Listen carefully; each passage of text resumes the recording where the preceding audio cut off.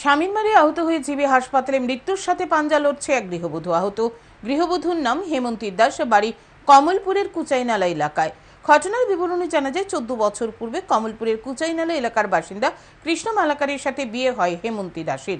বিয়ের পর থেকে নেশাগ্রস্ত অবস্থায় বাড়িতে গিয়ে স্ত্রীর উপর নির্যাতন চালাতো স্বামী কৃষ্ণ মালাকার। হেমন্তী দাসের বোনের জামাই সাংবাদিকদের মুখোমুখি হয়ে জানান, স্বামী ও শাশুড়ি মিলে হেমন্তী দাসের উপর নির্যাতন করত। এরই মধ্যে স্বামী কৃষ্ণ মালাকার ঘরের দরজা বন্ধ করে বেধড়কভাবে মারধর করে স্ত্রী হেমন্তী দাসকে। এতে গুরুতরভাবে আহত হয় সে।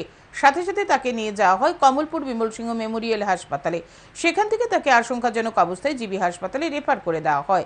তিনি আরও জানান, কমলপুর হাসপাতালে চিকিৎসক জানিয়েছেন হেমন্তী দাসের গলার উপরের অংশে দায়ের কোপ রয়েছে। বর্তমানে জিবি হাসপাতালে মৃত্যুর সাথে পাঞ্জা লড়ছে হেমন্তী দাস। কমলপুর থানার পুলিশ অভিযুক্ত স্বামী কৃষ্ণ মালাকারকে গ্রেপ্তার করেছে।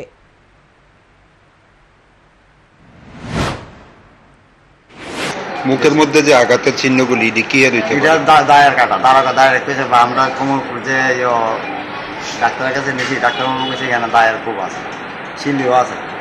কেন এরকম মানে এটা তো কইতে পারি না সঠিক থেকে।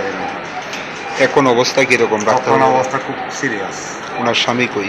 স্বামী এখন কমলপুর পিএসে আছে। কি নাম ওনার? কৃষ্ণ মালাকার।